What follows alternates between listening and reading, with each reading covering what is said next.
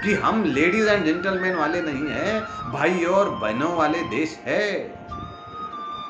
अयम निजः परो वेति गणना लघु चेतसाम उदार चरितानाम तू वसुधैव कुटुंबकम वाले लोग हैं हम वसुधा को कुटुंब मानते हैं, हम इस पृथ्वी को हम कुटुंब मानते हैं, ऐसे लोग हैं हम, इस विचारधारा के लोग हैं। लेकिन यह भी ध्यान रखिएगा, युद्ध की संभावना में जी रहे सभी देश सुन ले आज कि हमारे पास युद्ध भी है और हमारे पास बुद्धि भी है। आप जिसे चाहे उसे चुन लीजिए। राष्ट्र संत जी यही कहते हैं, मेरे सुंदर प्यारे भारत पर दुश्मन की नजर ना लगे, इसी भजन में कहते हैं, मेरे प्यारे सुंदर भारत पर हम ना किसी को डराएंगे ना किनसे डर पाएंगे, सबको अपना मित्र बनाने में अपना हाथ बढ़ाएंगे। हमें ये बात ख्याल में लानी पड़ेगी। एक देश अगर आपकी तरफ इतने खतरनाक इरादे लगता है तो आपका व्यवहार समझ में नहीं आता। आप स्वधर्म में है ही नहीं, आप कहीं तय ही नहीं कर पा रहे हैं कि हम क्या करें। इसलिए लोगों को एक बार तय करना पड़ेगा कि हमारा स्टैंड क्या है। तो आप सबसे यह अनुरोध है कि कवि दुष्यंत ने भी यह कहा कि रहे न माओ की अदाओं पे फिदा है दुनिया, इस बहकती हुई दुनिया को संभालो यारो। इसी गजल में एक और शेर उन्होंने कहा था कि कौन कहता है आकाश में सुराग नहीं होता, एक पत्थर तो तबीयत से उछालो यारो। अगर आप राष्ट्रवाद के नाम पर लोगों को विश्वास मत हासिल करेंगे और उसके बाद राष्ट्रवाद के प्रबल प्रवर्तक बेटे सिपाही वहां पे थप्पड़ से पीटे जाएंगे, पत्थरों से पीटे जाएंगे, तो लोग आपसे सवाल तो करेंगे ना जनाब। अगर आप भ्रष्टाचार मुक्ति का पर्व लेकर दिल्ली में सरकार बनाएंगे और उसके बाद आपके ही लोग भ्रष्टाचार के घेरे में होंगे तो आप मौन हो जाएंगे, उन्हें बचाने की कोशिश करेंगे, तो लोग आपसे सवाल पूछेंगे ही। क्यों नहीं पूछेंगे? क्योंकि ये सरकार आनी जानी है।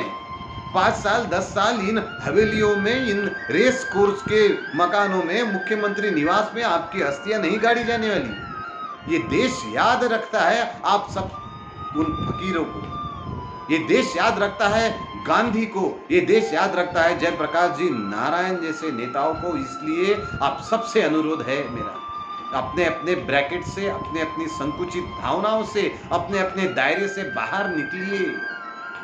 संकट बहुत बड़ा है, इसे हम सामान्य समझ रहे हैं। आपके रहते हुए, आपकी सरकार के रहते हुए हिंदुस्तान का झंडा कश्मीर में कोई जला देता है, फिर भी हम किससे उम्मीद करें आज।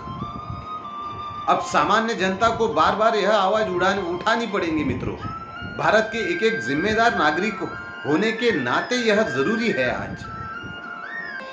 अगर हमने आज ऐसा नहीं किया ना, तो कवि इकबाल ने एक शेर में कहा था, पर हमने उसे गंभीरता से नहीं लिया उस समय में भी। आज हम भारत, पाकिस्तान, बांग्लादेश, ये देश के 3 जो टुकड़े देखते हैं ना हिंदुस्तान के, इकबाल ने जब ये शेर कहा था तब बर्मा से लेकर कंधार तक सिर्फ हम थे, हिंदुस्तान था, सिंधु नदी के आर पार पूरा भारत ही था। लेकिन इकबाल ने उस समय कहा था, वतन की फिक्र कर नादान, मुसीबत आने वाली है, तेरी बर्बादियों के मशवरे हैं आसमानों में, ना सब लोगे तो मिट जाओगे हिंदुस्तान वालों, तुम्हारी दास्तां तक भी ना होगी दास्तानों में।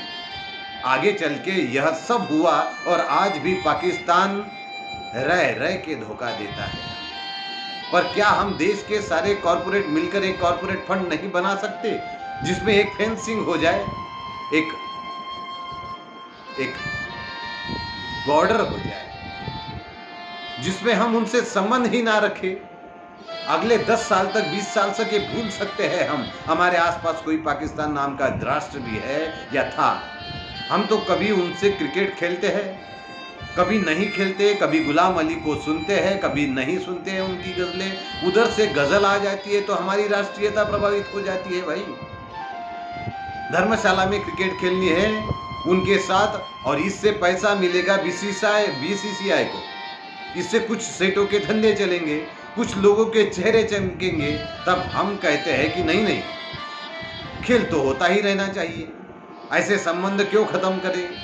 जब मतलब है तब खत्म क्यों करें? अरे पहले तो तय करिए कि ये देश है या धर्मशाला है भैया। कोई भी कहीं से घुसेगा या नहीं घुसेगा, ये तो तय कर लीजिए पहले।